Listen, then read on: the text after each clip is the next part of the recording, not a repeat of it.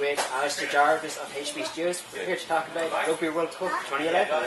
Thank you very much for coming out. No, it's a pleasure. Thank you for coming. The first thing I want to ask you is this the first time it's been a Rugby World Cup game in about 4 years since Rugby away? Yeah. How does it feel to finally have another rugby game now? Well, it's been a long time coming. We've been responsible for the Rugby Sports Rugby series from 2004 to 2005, 06, and 08. And it's been a long time. We wanted to come back with another rugby title, but what we learned in the last cycle is that really the attention of the world was on rugby during a World Cup year. So we really knew that if we were going to make the jump from PS2 to PS3 and 360, then we're going to have to wait till the next World Cup. So that's what we've done, and we're hugely proud of having developed this independently. It's been an independent title for us. We've got great partners in 5-on-5 games, but feel very proud to be the official game, the official video game of Rugby World Cup this year, and hugely excited to be able to bring it to fans of the past series that we've been involved with, and people who love rugby. Hopefully, it's going to find a whole new market as well. Do you plan just to make it every 4 years?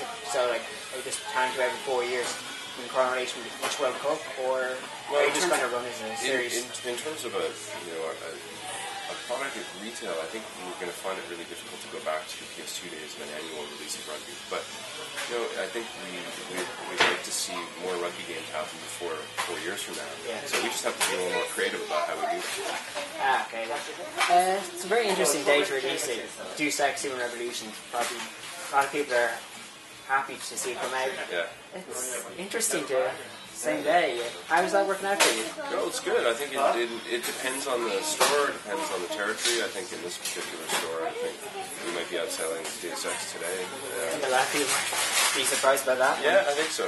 But there's a huge amount of excitement for Rugby World Cup. It's something that we've seen in the past, and so we have I think a pretty realistic idea of what a rugby game is going to do. I suppose it's good here because it's a real rugby nation now. Well, and there's just a huge amount of excitement about rugby in Ireland at the moment. It's a great time for Irish rugby, and with a fantastic end at least to the Six Nations campaign last year, and then the grand final. It's just a great brand of rugby being played here. Of course, we haven't done that well since. Well, I don't know. There's form to be found, so we'll see. Tomorrow's a big day at the Viva Stadium. Yeah. There's another rugby game coming out, Rugby Challenge. Yeah. How would you feel you're coming out before it, so it's an advantage. Yeah. How do you think you will do against it? Well, I mean, I think I've got huge respect for Mario and the She team, the guys that have developed that. Obviously, there's a lot of passion for rugby in that company, in that studio.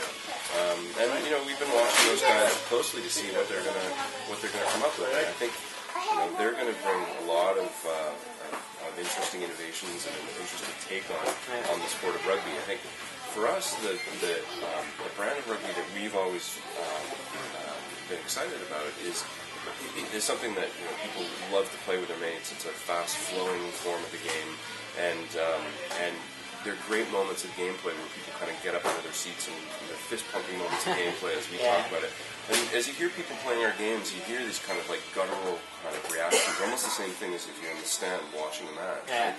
And when we start to hear people playing the game and making those kinds of noises and really having those kinds of moments, then we know that we're onto something. So, it's they'll have their own stamp on the game, and we'll see.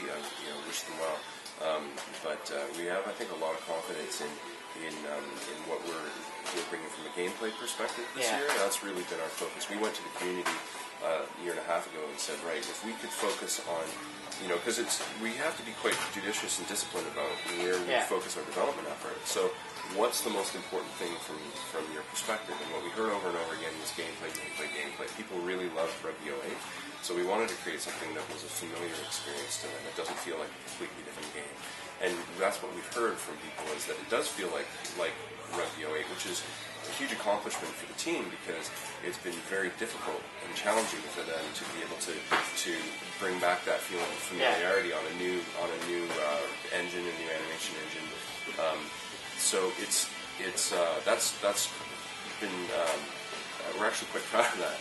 But there's I hope enough new like there's an all new breakdown mechanic that we've spent a long time working on. Very good. Fast, what we're trying to get is fast production of ball, quick phases, and the ability to pick the ball up quickly if somebody's tackling in isolation is something that's frustrated me personally for a long time. So to actually see that in the game is You were great. saying there's a multiplayer might be a big component, people might like it. Yeah. Do you see multiplayer being a big part of this game? It's a huge part of it. It's the first time that our game's online as well. People have been Yeah. talking about playing rugby online for years and years and years, and to actually finally be able to do it, and to give people the opportunity to challenge one another online. That's going to be great fun, I think. And the other thing that's kind of interesting about online is that when you're playing local multiplayer, you can see all the HUD elements, the arrows and the buttons for the person that you're playing against. But when you're playing online, you actually don't get to see any of that. So it's even more challenging to try and figure out what they're doing. So if somebody actually chooses a set play, when you're playing local multiplayer, you can see it's quite telegraphed that somebody's chosen a set play and that one's coming. But when you're playing online, you actually don't get to see that. And so it's even more of a challenge. Yeah, I see where you're coming from. How long were you developing this game for? Well, a lot of people think that we've been 4 years developing this rugby title, and it's not the case at all. It's really concentrated effort of about 18 to 24 months, and the previous couple of years were spent working on the engine and the technique. Pre-production or just full Yeah, production? pre-production as well. So it's there was time spent developing the technology and the rendering engine that we're building it on top of, because that's our engine. But the actual concentrated rugby development was quite focused. You were saying you got input from the fans via forum. Did any players or countries and unions get involved? Not in the design side of the game. What we find is more that like advice and all that. But for us, it's an interpretation of the sport. Yeah. And we try and reflect all of the authentic rules of the sport. But while there are definitely rugby experts, I think we feel that we're experts in trying to create fun gameplay. Yeah. And sometimes the most authentic simulation of the sport doesn't necessarily translate to the most fun gameplay. So what we're trying to do is really capture the essence and the spirit of what it is to play rugby, and to move it on, because rugby's moved on in the last 4 years. I've noticed that I used to play rugby myself for a few years, and on the breakdown it seems to be more fluid because you can use the ruck very quickly and easily. So you're not really looking for a simulation, more kind of like for an arcade views. Like you want quick pace, you just don't want like slow breakdowns. Yeah, I mean, the other thing that I think is important about how we approach rugby is that we give as many different tools in the attacking arsenal, so that it's up to the player to figure out how they're going to combine those and use their own creativity to create those great moments. Yeah, I noticed that's like 4 moves, like for line out, for rucks, for scrums. Yeah, certainly around kicking and in running lines and offloads and now quick pickups, and there's just a lot of hopefully a lot of opportunity for creativity for a player. You know, if you find that that people are just spinning the ball out wide and trying to run around the end, well, they're going to get away with that in easy mode. One of the things that we heard from the community as well is that Rugby 08 in the end was just too easy. The hardest difficulty level on Rugby 08 was just I found that first. You just throw out the wing and just sprint it. Yeah. So you're looking at it like you want people to play dynamically. You want to like kicking, going out long, just changing up really. Yeah, and what we find is that, especially in multiplayer, but hopefully in single player as well, there are great stories that are told of the epic battles that people had on the pitch when they play the games, right? And that's the thing that's gold for us, is to create that kind of the vocabulary or the as I said, the sort of the arsenal, attacking and defending arsenal, to be able to create these great moments of gameplay that just sort of emerge from playing. And that so when you sit down at the end of it and you talk about what your World Cup campaign was, if you took Ireland through the World Cup, you talk passionately for ages about what happened in each of those stages. So that's really, I think, what we're really excited about. Will we see much customization in for like online play? It's because for us this is the first time that we've had online in one of our games. We've been again pretty focused in terms of what we're offering online in this iteration of the game. So it's 1v1 online. You can choose your own kits and stadia and different extra time rules this time. We've implemented the authentic IRB rules for extra time this year, where you've got the extra time. There's two periods each way, and then sudden death. Yeah. And then the place kick shootout. So you can choose your own settings for how you want to how you want to deal with a draw at the end if you're drawing it. I noticed a few people might point to that as well. It's only on console. Yeah. No PC release this time. No, I mean we've got pretty robust data on this, and we know that there are an awful lot of people who play our game on PC. There are far fewer people who pay for their game on PC. Yeah. So there's a lot of people who are disappointed that it's not coming to that console, but it's been an issue for us. So you're looking to read piracy is one of the issues why it didn't come to PC? That's probably the primary reason why it's not on PC. Yeah. I mean, we developed the game on PC, so we can play the game on PC. Yeah. But it is a big problem for PC gaming for us.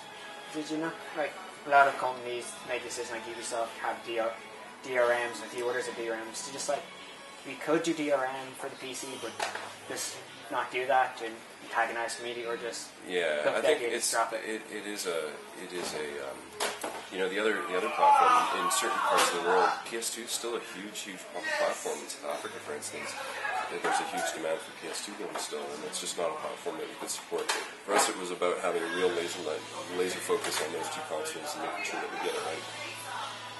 A lot of reviews have already come out for this game. Some not so flattering. Others, okay. Do you think those reviews are going to hurt the sale of the game? It remains to be seen. I think that there are a lot of expectations that people have for a rugby game 4 years on. People compare it to FIFA and other sports games, and rightly so. As an end user and a consumer, then they have every right to. What we're finding as people get the game into their hands, they're actually playing it. They're playing with their mates. They're playing it online. Yeah. It's continuing on the kind of fun people have been having for the last 4 years playing Rugby 08. I'm really surprised how many people are still playing Rugby 08, still have fun playing that game, and they wanted more challenge from hard difficulty levels, and they wanted the ability to play online. So it's we hope that we're building a foundation for more rugby games to come. Yeah. But what was important for us was for people to have the authentic World Cup experience and be able to take their team through a campaign and have that, again, fast-flowing brand of rugby, and all of more than anything, have a great deal of fun playing the game. And that's what we've heard. That's what we've been hearing for the last little while. A lot of people have been making a lot of assumptions without playing either game. Yeah. Right? And so I've seen like a lot of people complain lack of content. Yeah. So it's a World Cup game. That's right. And so as the official game of the World Cup, we're actually not permitted to have any commercial partners outside of the World Cup's official partners. Yeah. So that has impacts all through the game, but really it means that Rugby 08 and Rugby 2004, although they had the World Cup in them, they were not the official titles. Yeah. They were not the official game of Rugby World Cup. They're just in addition to the overall game. Yeah, so they were one of the game modes amongst many. So you had the Six Nations and RBS Six Nations in there. You had all the clubs in there as well. It's also it's a different time than when we started making those games was before the professional era. Right? Yeah. And so now when we're well and truly into the professional era of rugby, commercially it's a different beast than it was when EA was going around picking up licenses for all these tournaments. So but what I really want to see is that if this provides an effective foundation, we're going to be able to bring those other experiences to people over time. Well, thank you very much for the interview. It's a great pleasure. It was lovely talking to you. Thanks for coming to see us. Thank you. All right, cheers. Thanks.